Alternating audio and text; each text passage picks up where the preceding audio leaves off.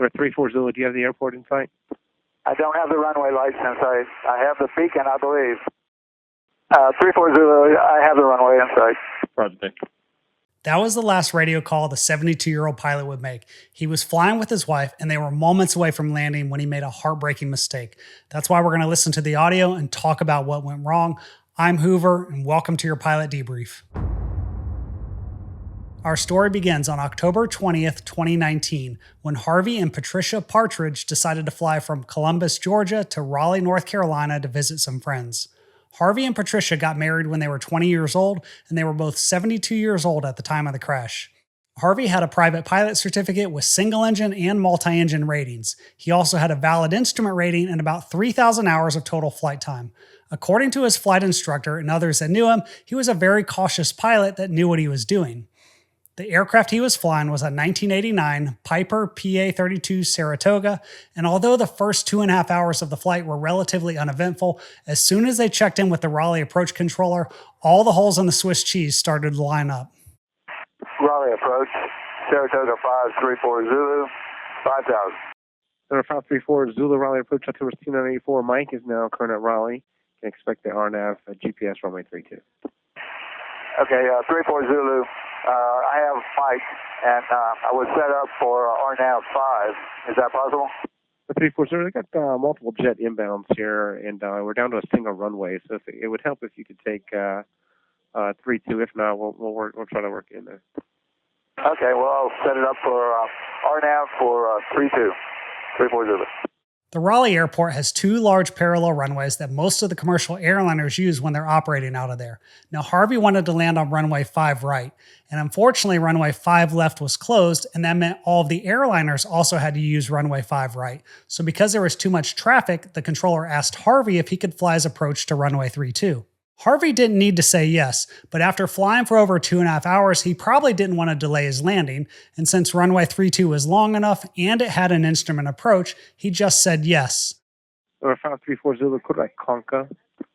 34 Zulu, repeat please. Number 534 Zulu, correct Conca. Direct Conca, 34 Zulu. It's one of the initial approach fixes for the RNAV 32. Yeah, I'm setting that up right now. I don't have the information yet. This is the RNAV approach to runway 32, and Conca is located here. The problem is this was not an approach that Harvey was familiar with, and he didn't plan on this as a possible contingency.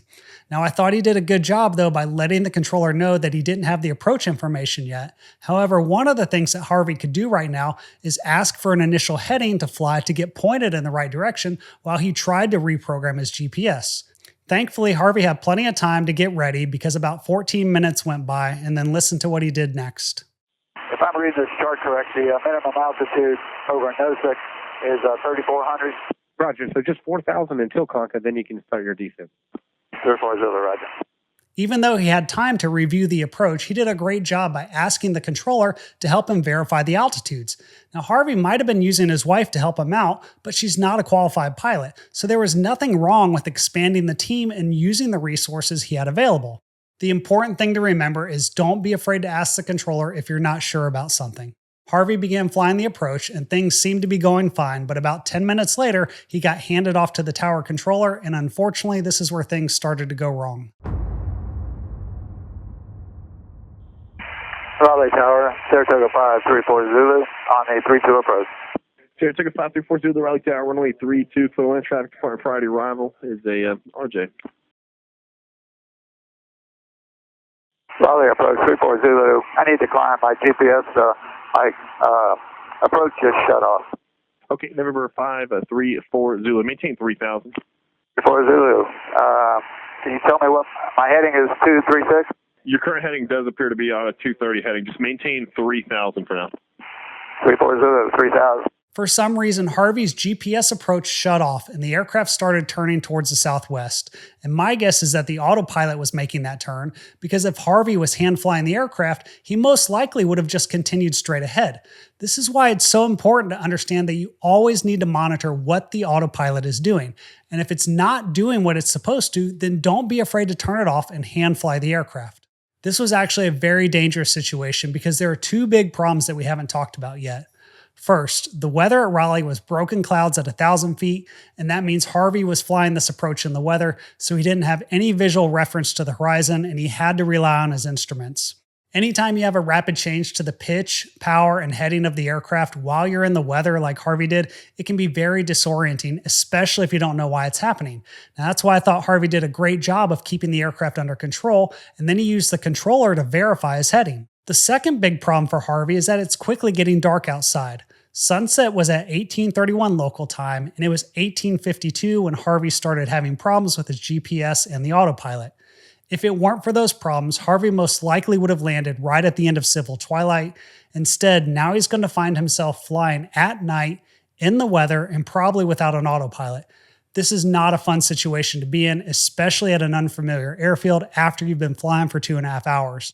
Unfortunately, Harvey will continue to struggle, and it will be almost an hour after sunset before he'll report having the runway in sight. November 534 Zulu, contact Raleigh approach on 125.3, flighting 140. I'm having trouble with my heading. 140, okay. 140. Okay, what are you showing as your current heading, 340? 101, 340. Okay, it does appear to be about a 100 heading. Can you fly heading 140? Can, but I'd like to climb and get above this IMC. I'm slap IMC. Okay, and climb 4,000 for number 340. And that was 140 on the heading? Affirmative, 140 and maintain 4,000.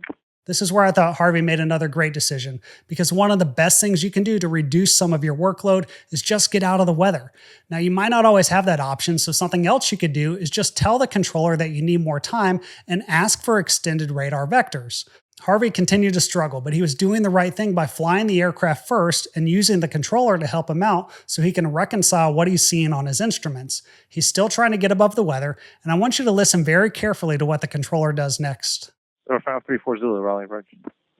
Raleigh approach. I don't know what happened then. Right, it says my autopilot shut off.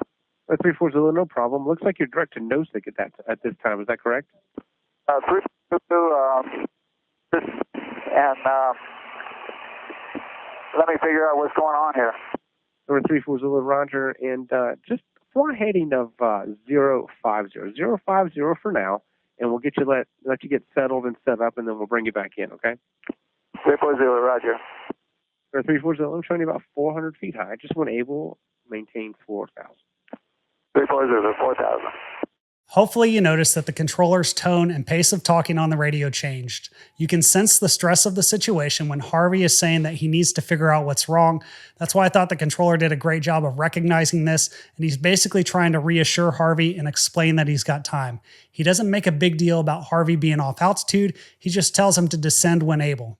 340, looks like you're flying northbound, you're about 500 feet high. Turn right heading of 050. 050, 340. Then 1 November 34 just maintain 4,400 if able. 34 maintain 4,000. 34 4,400, please. 4,400.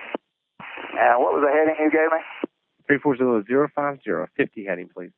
At this point, because Harvey couldn't maintain the assigned altitude, the controller just told him to maintain 4,400 because that's the altitude he was already at. That's one less thing that Harvey has to worry about, and I'm assuming that he's above the clouds at this point because he doesn't say anything else about needing to climb higher. Now, it's easy to sit here in hindsight and look at this situation and say that probably the best thing for Harvey to do right now is think about declaring an emergency, or he could maybe ask for radar vectors to intercept the localizer to fly an ILS approach to runway 5, because that type of approach doesn't require GPS. But instead, he kept falling further behind the aircraft, and the controller was doing everything he could to help him, including coming up with a plan. 34 Zulu. All right, so just to give you some heads up, we're going to set you up at Sino so that you can come in and fly the full approach again. Is that okay? That's good. I have to put the approach back in. Roger, okay, go ahead and put it back in and let me know when you've got it. And 34 Zulu, can you give me the phonetics on that waypoint you wanted me to go to? Yes, it's Sierra, India, November, Oscar, SINNO. Sino, 340. 340, it's just off your right side there. When able, proceed direct to Sino. 340. Even though the controller came up with the plan, he still asked Harvey if that was okay. Now, this is actually a fairly simple plan as long as the GPS is working and Harvey has the approach loaded correctly. Then once he goes direct to Sino, it will automatically sequence to the next point on the approach. Unfortunately, he's going to miss the waypoint, and listen to what happens next because this is where everything starts to unravel. Or 34 Zulu, I tell you what, looks like Sino's just off to your right side there. Matt, you missed it a little bit, but that's okay. Let's just fly in of 230, 230, and look up NOSIC. I'm going to give that to you next, and then we're going to fly straight in over NOSIC. 34 Zulu, roger. 34 Zulu, go ahead and read that back for me. 230 on the heading, and we're going to have you go direct NOSIC here in a little bit, lining you straight up inbound for straight in for 32. 34 Zulu, straight to NOSIC, the 230 heading, maintain 4,000. That last radio call almost sounded like a question, as if Harvey wasn't sure about the plan, and that's probably because he's fallen too far behind the aircraft. However, the most shocking part of the whole tragedy is that Harvey will eventually get stabilized below the weather, and he had the runway in sight moments before his heartbreaking mistake. November 34 Zulu, you are 3 miles from NOSIC. Maintain 3,400 until NOSIC. Cleared the RNAV GPS runway 32. Maintain 3,400 to NOSIC and clear for the RNAV 32 approach. 340. All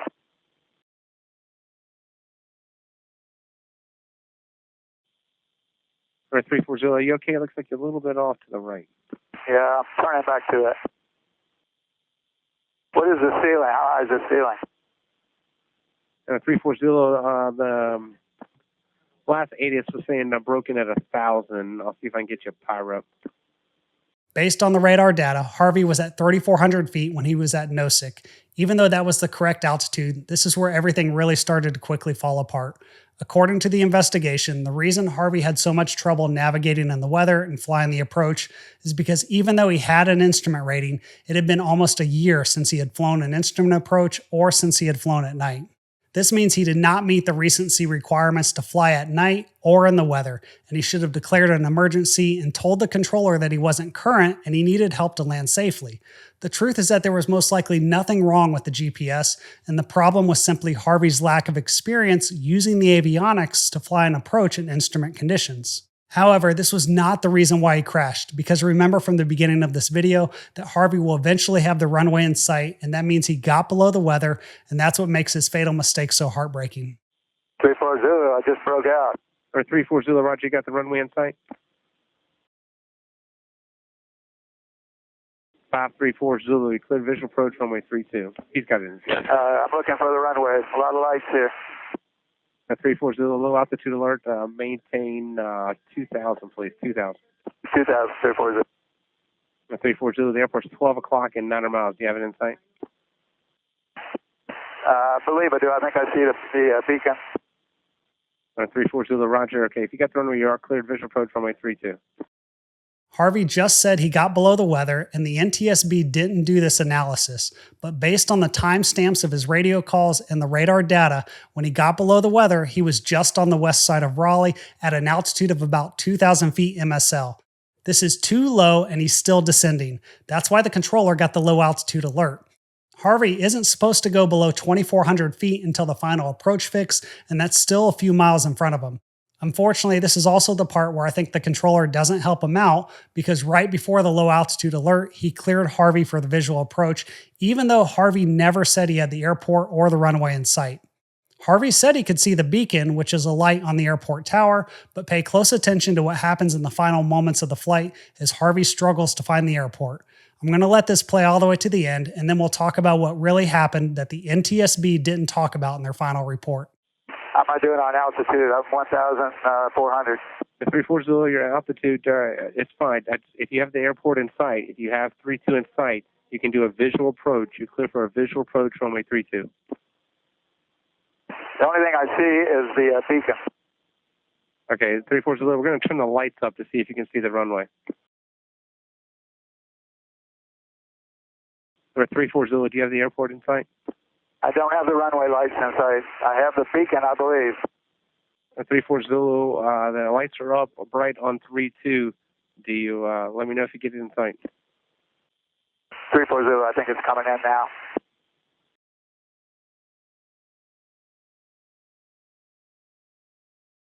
Number 524 Zulu, low altimeter. Just verify you have the runway in sight.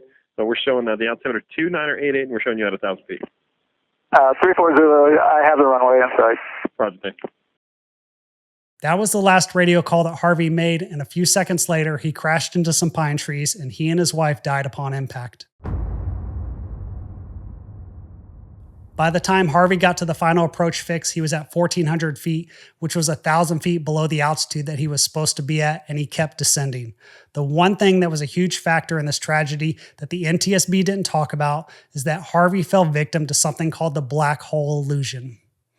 The final segment of the approach goes over a state park. It's nighttime, there's no lights on the ground, and the clouds are blocking out the moonlight. All that darkness surrounds the runway, and it creates a visual illusion that you're higher than you really are. The black hole essentially sucks you down because you try to compensate by flying lower, unaware of how close you are to the ground. My guess is that when Harvey finally got below the weather and he had the runway in sight, he probably let his guard down thinking that the flight was over, and that's why he ended up doing a controlled descent into the trees. He never saw the trees until it was too late. This was a heartbreaking mistake that could have easily been avoided if Harvey had just waited until the next day to do the flight instead of trying to fly an instrument approach at night with low ceilings when he hadn't done that in almost a full year. Even though the situation could have been avoided, sometimes bad things happen and you need to be prepared for the worst. And that's why you should watch this video on your screen about a pilot that had an engine malfunction and his heartbreaking last words to the controller as he fought to make it back to the runway. Thanks for watching this video, and thank you for your support.